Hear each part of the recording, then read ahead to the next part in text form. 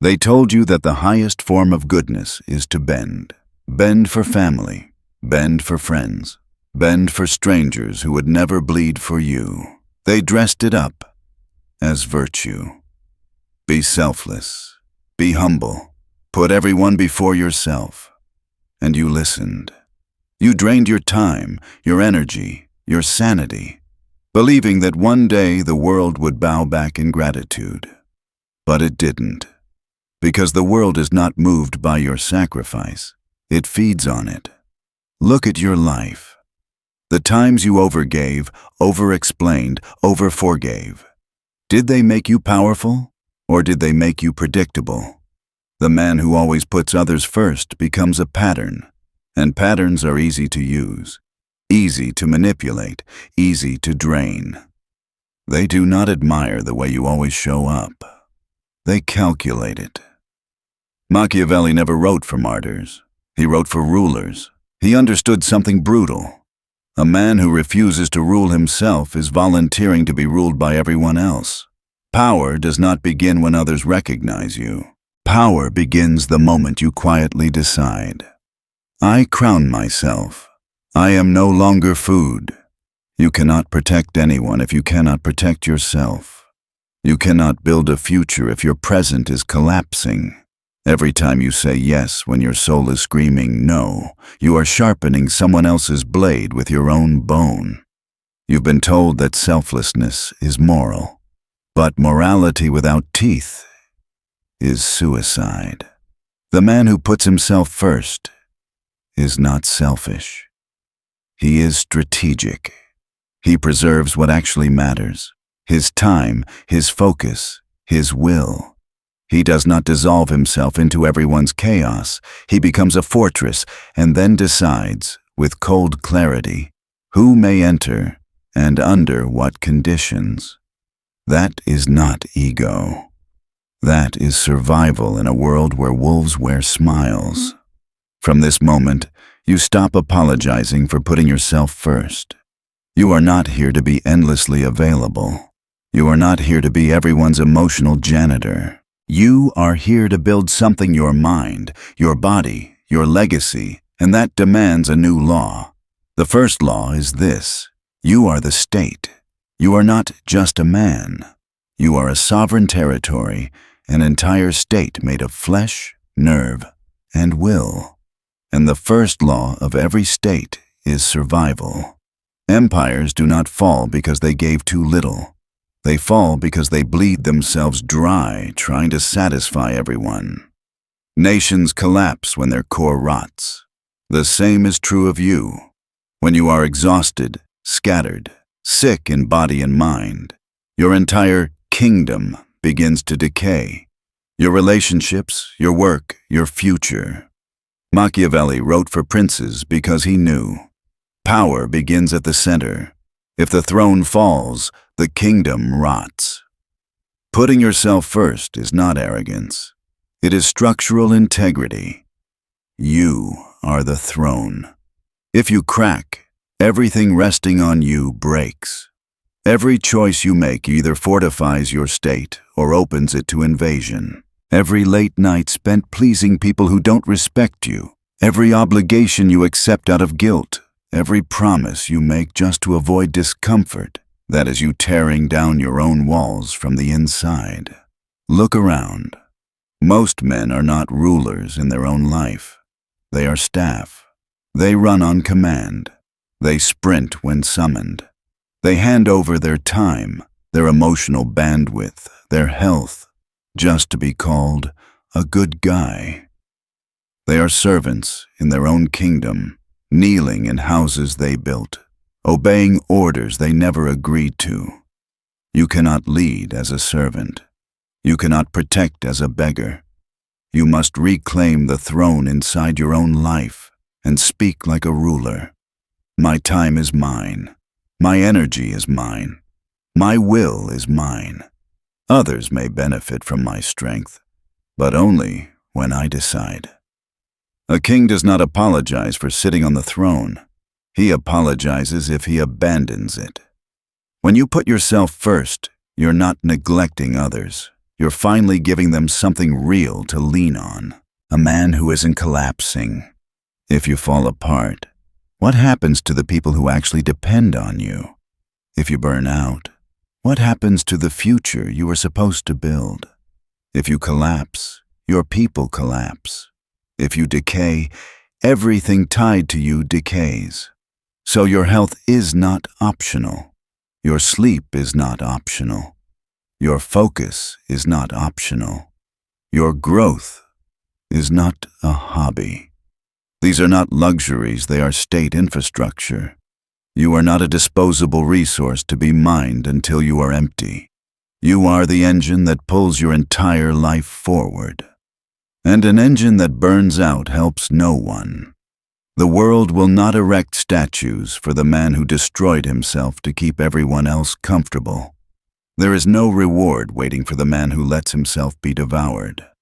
They will not honor you. They will step over you and feed on the next willing sacrifice. So hear this clearly. Strategic selfishness is not greed, it is duty. It is the duty of every ruler to preserve the crown that rests upon his head. If the crown falls, everything beneath it descends into chaos. Rule yourself first. Govern yourself first. Protect yourself first. Only then can you give from a place of strength. Only then can you command with weight behind your words. Only then does your presence actually matter. The first law is simple, brutal, and non-negotiable. You are the state. Guard your sovereignty like your life depends on it. Because it does. There is a brutal truth most men never face. The world does not judge your heart. It judges your edge. You've been told that being kind, forgiving, endlessly patient makes you the better person. But look closely. The people who drain you, are they softened by your kindness or emboldened by it? Do they stop crossing lines, or do they push further every time you let it slide? This is the second law. Mercy without teeth is bait. Mercy is not inherently noble. Mercy without power is an advertisement. Use me. I will not fight back. Machiavelli understood this clearly. Without strength, your mercy is not a virtue. It is a signal of weakness. It tells predators, there will be no consequences here. And predators don't debate morality. They react to openings. Think about the man who bends for everyone. He forgives endlessly. He lends money that's never repaid. He takes calls at 2 a.m. He listens to problems that never change. He keeps saying, it's okay, don't worry about it. On the outside, he looks like a saint. On the inside, he is being hollowed out. His mercy becomes a doormat, not a shield. People don't guard it. They consume it. Now imagine a different man. He is calm, composed, clearly capable of saying no. His presence says, I am kind, but not soft. I am fair, but not blind. I forgive, but not for free. When he shows mercy, people feel it. They know it could have gone differently. They know he chose restraint. That is the difference. Mercy is only respected when it is obviously optional. Your first mission is not to be generous. Your first mission is to build teeth leverage, skills, resources, presence, reputation. Only then does your kindness become powerful instead of pathetic. Until then, you owe the world nothing but distance. Kindness without strength is like offering bread with your hands tied. It feeds others while leaving you defenseless. Strength with controlled kindness is a lion sharing a kill. He can give or take away, and everyone knows it. The lion lying in the sun is not weak. He looks relaxed because he knows he can hunt whenever he chooses. You must become the same. Your softness must be backed by the quiet understanding that you are capable of hardness. If you give too freely, you train the world to treat you like prey. If you forgive without boundaries, you teach people that hurting you has no cost. So you must begin to ration your mercy, not from bitterness, but from strategy. Withhold when you sense entitlement. Pull back when your efforts are taken for granted. Punish not with dramatic explosions, but with withdrawal, with access revoked, with calm, unshakable consequences. This is dark psychology most people avoid because it feels cold. But understand, benevolence without enforcement is not goodness. It is fear wearing a halo. People can smell fear. They may praise your heart while quietly exploiting your lack of spine.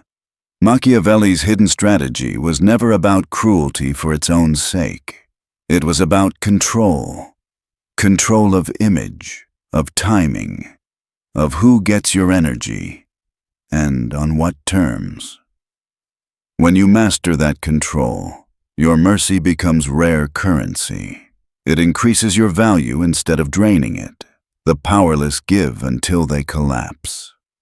The powerful decide when to give, and they walk away still whole. Anchor this in your mind. Until you have teeth, your mercy is bait. Guard it. Now we move to the third law. Controlled coldness, strategic detachment. Detachment is not emptiness. It is a weapon. The man who cannot detach is pulled around by every emotion in the room. One message, and his mood crashes. One look, and his confidence evaporates. One argument, and his entire day is ruined. He is not living, he is reacting. Strategic detachment breaks that chain. Controlled coldness does not mean you feel nothing. It means you are no longer owned by what you feel. Instead of chasing every conversation, explaining every thought, trying to fix every situation, you become deliberate. You do not chase, you choose. You do not cling, you command. Most men spend their lives broadcasting need. They overtext, they overshare, they overinvest in people who have shown them very little in return. Their attention flows outward like a leaking pipe, and then they wonder why they feel drained, ignored, or taken for granted. Desperation leaks like blood in the water. Predators smell it. Opportunists sense it. Even normal people instinctively pull away from it. But the man who can hold his ground in silence, who does not rush to fill every gap, who observes calmly before he acts, that man becomes magnetic. When you stop throwing your attention at everyone, your attention becomes valuable. People lean in. They wonder what you're thinking. They ask themselves, did I lose his respect? Attention is currency. Do not hand it out like free samples. Strategic detachment is the art of turning your focus into something people must earn. You speak less. You reveal less. You do not loudly announce your plans. You move in quiet, precise steps. You refuse to engage in every argument, every drama, every emotional storm. Not because you are weak, but because you refuse to be dragged into mud that does not build your kingdom. This coldness clears your vision. Emotions are fog. Detachment is wind. When you stay cool, you start to see patterns. Who repeats the same apology? Who never shows up when you need them? Who only calls when they want something? While others drown in impulse, you calculate. While they react, you position. While they chase, you choose. There is a phrase you must carve into your mind. I move first, I win. Write it, say it, comment it. Let it become your internal command. You are not numbing yourself. You are putting a king on the throne of your reactions. You decide when to engage and when to withdraw. You decide which battles deserve your energy and which deserve only silence. Do not confuse coldness with cruelty. Cruelty wastes energy to hurt others. Coldness saves energy to protect yourself. You are not shutting the world out. You are making the world apply for access. The man who is everywhere, with everyone, all the time, becomes background noise. He is easy to reach and easier to ignore. The man who is selective becomes legend. He appears less, but when he does, the room feels it. Controlled coldness separates you from the masses. It turns you from someone who is tossed around by life into someone who quietly shapes it. Remember this: your power begins where your detachment starts. Withdraw, observe, decide, and then strike once, cleanly, with precision. When you master detachment, no one can manipulate you. And when no one can manipulate you, you become what most men will never be: untouchable. Reputation. Most men treat it like decoration, something you polish when convenient. But Machiavelli understood a darker truth. Reputation is armor. It is the force that enters a room before you do, shaping how people approach you, speak to you, challenge you, or dare to cross you. This is the fourth law. Reputation is the armor you wear before war. Your reputation whispers for you. It frames expectations before you speak a single word. And here is the secret most people never realize. Perception moves faster than truth. People do not judge you on who you truly are. They judge you on the story they believe about you. If you do not control that story, someone else will write it for you. Look at weak men. They want to be liked, so they overshare. They want to be understood, so they over-explain. They want to be accepted, so they perform obedience. Every attempt to be seen correctly ends in them being mislabeled, misunderstood, and dismissed. Because the man who tries hardest to be liked becomes the easiest to define. You must become the opposite. You must cultivate a reputation not built on noise, but on silence, boundaries, and controlled presence. A king does not need to announce his power. His absence creates more conversation than another man's presence. When a ruler enters a room, he does not scramble to be understood. People adjust themselves instinctively because his reputation has already done half the work. You must understand this. Reputation is not built by explaining who you are. It is built by demonstrating who you refuse to be. Never brag, never beg, never justify. Let results speak. Let silence breathe. Let distance create myth. A warrior who boasts invites someone to test him. A king who explains himself becomes a clerk. A man who reveals too much hands his enemy's ammunition. Your reputation must be built layer by layer, like armor. Reliable strength, controlled mystery, predictable discipline, unpredictable depth. These elements combine to create a persona the world respects, even fears, without fully understanding it. And here lies the real essence. Reputation is not simply what they think of you. It is what they fear might be true. That fear bends the world subtly in your favor. It closes mouths. It slows disrespect. It draws opportunities toward you because people assume strength before you even display it. When a reputation like that walks beside you, most battles end before they ever begin. Guard it. Shape it. Repair it ruthlessly when attacked. Never let others define it. Your reputation is the armor that allows you to move through conflict untouched. Now, the fifth law: boundaries, walls with gates, not moats with holes. Most men claim to have boundaries, but what they really have are leaky lines written in the sand, easy to cross, easy to erase, easy to manipulate. They defend them with apologies, excuses, and nervous laughter. They say no, but mean maybe. They say stop, but accept more. They say don't do that, but tolerate it anyway. A boundary that is not enforced is not a boundary, it is a wish.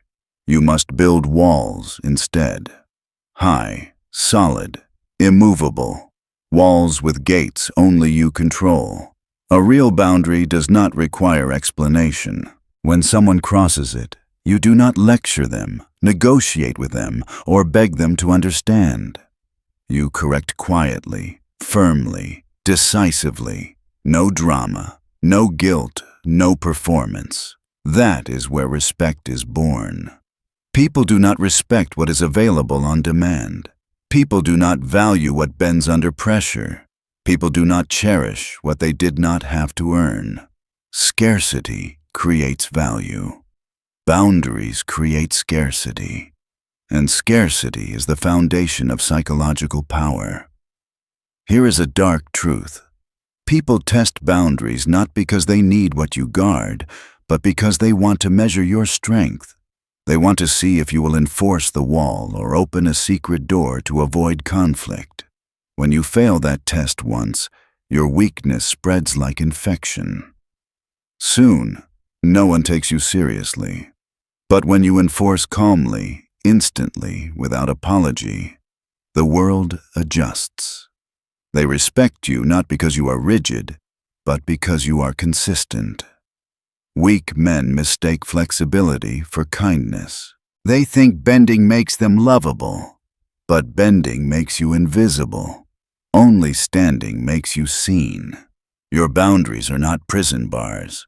They are fortress walls protecting your sovereignty. Inside those walls is your time, your energy, your peace, your ambitions.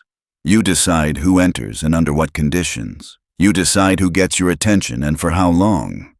You decide who earns your loyalty and who receives nothing. Every time you say no, you are not rejecting someone. You are preserving your kingdom. And here is the paradox. The stronger your boundaries, the more valuable your yes becomes. People treasure what is rare. They respect what requires effort. They rise to the standard you enforce, not the standard you hope for.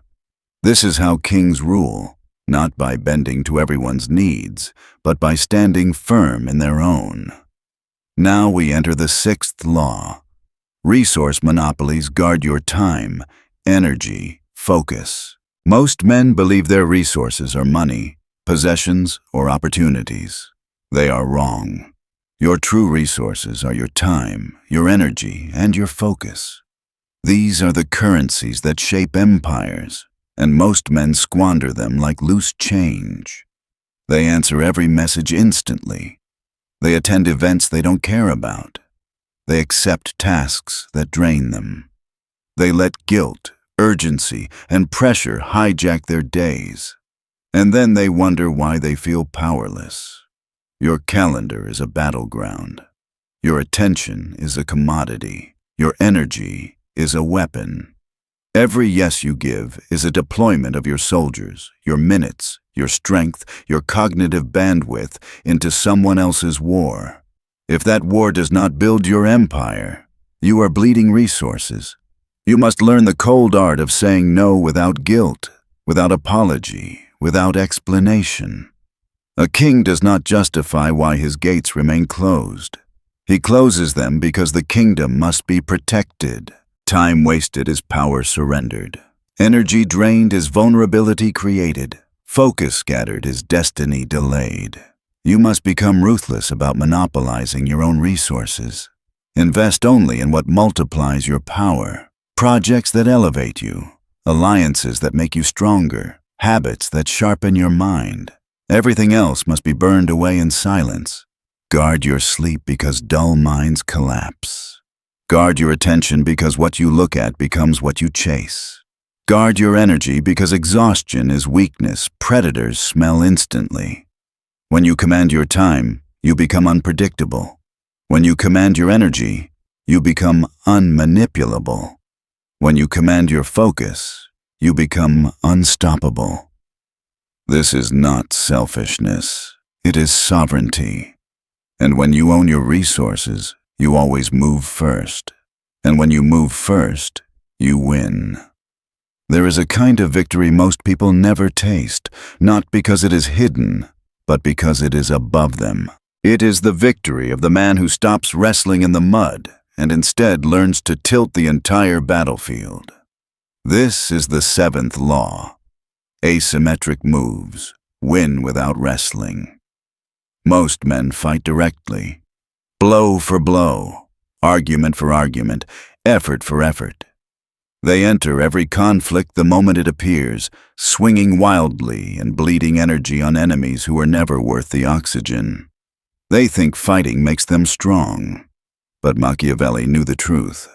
Direct confrontation is the most expensive strategy.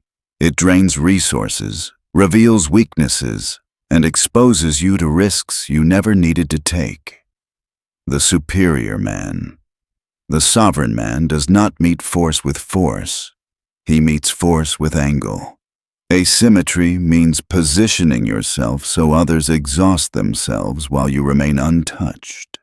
It means letting fools argue while you rewrite the rules. It means refusing to be pulled into petty battles because you are too busy rearranging the terrain beneath your opponent's feet. Look at history's greatest rulers. They rarely won by overpowering. They won by outmaneuvering. While their enemies prepared swords, they prepared conditions. While their rivals planned attacks, they planned outcomes. Their brilliance was not in violence, but in vision. This is how you must operate. Never wrestle when you can redirect. Never confront when you can reframe. Never answer when silence cuts deeper. When someone tries to provoke you, they expect a reaction. Deny it. When someone demands your explanation, deny that too. When someone drags you toward chaos, step aside and let them drown in their own momentum. The man who cannot be provoked is untouchable. The man who cannot be baited becomes a psychological nightmare. Your calm becomes their chaos. Your silence becomes their insecurity. Your refusal to engage becomes the blade they stab themselves with. And when you do strike, you strike where they never looked. Not at their strength, but at the quiet weaknesses they left exposed because they assumed you'd fight the obvious battle. This is the essence of asymmetry. Let others burn energy while you conserve it for decisive moments. Now, the eighth law, the mask and the mirror. Power is not only what you possess, it is what others believe you possess. Perception is a weapon. Identity is a tool. And Machiavelli understood that rulers survive not by being transparent, but by being unreadable. The mask is the face you show the world. The mirror is the truth you show yourself. Most men fail at both. Weak men reject the mask because they cling to authenticity. But authenticity without discipline is simply emotional nudity. It's showing every fear, every insecurity, every doubt to people who will weaponize it the moment it benefits them. You must craft your mask deliberately. Your posture must speak calm. Your words must speak certainty. Your silence must speak depth. Your reactions, especially your reactions, must be disciplined enough to reveal nothing you don't want revealed. The mask is not a lie. It is curation. But the mask without the mirror is dangerous. A man who wears only the mask begins to believe his own performance. He loses awareness of his flaws, his impulses, his blind spots. He becomes brittle, delusional, and fragile. The mirror protects you from becoming your own illusion. It forces you to see where you are weak. It forces you to confront your predictable patterns. It forces you to ask, where am I exploitable? This is ruthless work. Most men avoid it, but the man who hides nothing from himself becomes impossible to deceive. Likewise, the mirror must also reflect others. You must train yourself to see people as they truly are, not as you wish they were. Not as they pretend to be, not as their words claim, but as their patterns demonstrate. Most men project hope onto others. You will project clarity. Most men fall in love with potential. You will fall in love with evidence. Most men trust quickly. You will trust slowly. This dual mastery, the mask for the world, the mirror for yourself, is what creates psychological dominance. You move unseen, yet see everything. You influence silently, yet predict accurately. You reveal little, yet understand much. This is cold power. This is Machiavellian presence. This is the architecture of an untouchable mind. Now the 9th law. Loyalty by design, not demand. Weak men beg for loyalty. They give endlessly, they sacrifice constantly, hoping their devotion will be repaid. But Machiavelli knew. Loyalty is not born from kindness. Loyalty is born from structure. People stay when the structure rewards staying. People betray when the structure rewards betrayal. You must build your world so that loyalty is not emotional, it is logical. Reward loyalty visibly. Punish betrayal decisively. Tie people's benefit to your rise. Ensure their loss aligns with your fall. Not through manipulation, through architecture. This is how kings kept kingdoms intact. Not with affection, not with promises. With systems that made loyalty the most profitable choice. You must do the same. Your loyalty must be scarce. Your trust must be earned. Your memory for loyalty must be long. Your memory for betrayal must be longer. Most men lose power because they trust too easily. They give loyalty like a handshake. They treat it as virtue. But loyalty is not virtue. It is risk. And risk must be calculated. The sovereign man is loyal to his standards first, his values first, his vision first. When you stand immovable in your own principles, others learn that loyalty to you means loyalty to stability. And stability is rare. People cling to rare things. Engrave this: loyalty is engineered, not requested. Now you begin to see the shape of sovereignty. The architecture is forming. And what comes next is the crown itself. This final law is where everything converges, where inner command and outer force fuse into a single presence. This is the 10th law, the untouchable standard: crown inward, steel outward. Power is not a mood. It is not a performance. It is a standard, a discipline, a way of moving through the world with quiet inevitability. Weak men wear confidence like a jacket, something they put on when they feel good and throw aside when life pressures them. But the sovereign man carries power from the inside out. Crown inward means you govern your inner world with absolute authority. Your impulses do not command you. Your fears do not negotiate with you. Your excuses do not sit at your table. Inside you sits a ruler who enforces order. Weak thoughts are silenced. Self-destructive habits are executed. Emotions are not denied, they are redirected into action. The crown is not symbolic. It is behavioral. It is the daily decision to lead yourself before you attempt to lead anything else. Most men never wear it. They drift. They obey comfort. They serve their own weakness. But when you crown yourself inwardly, you stop being a passenger in your own mind. You become the one giving orders. Yet inner rule is only half the formula. Next comes steel outward, the force you project into the world. Steel outward is not aggression or intimidation. It is presence. A quiet, unshakable solidity that others can feel before you speak. It tells the world, I do not bend easily. I do not react emotionally. I do not negotiate my standards. This steel is not faked faking collapses under pressure. Real steel comes from inner alignment. When your crown is secure, your outer force becomes natural. Your posture sharpens. Your voice steadies. Your decisions become immovable. People sense that you are not to be tested lightly. They adjust themselves before they approach you, not because you demand it, but because your energy makes the terms clear. This fusion crown inward, steel outward, is what makes a man inevitable. And inevitability is the apex of power. When you hold yourself to a standard so consistently, the world bends around you. Respect flows toward you. Loyalty aligns with you. Opportunities gravitate to your orbit. Not because you chase them, but because gravity pulls toward what is solid.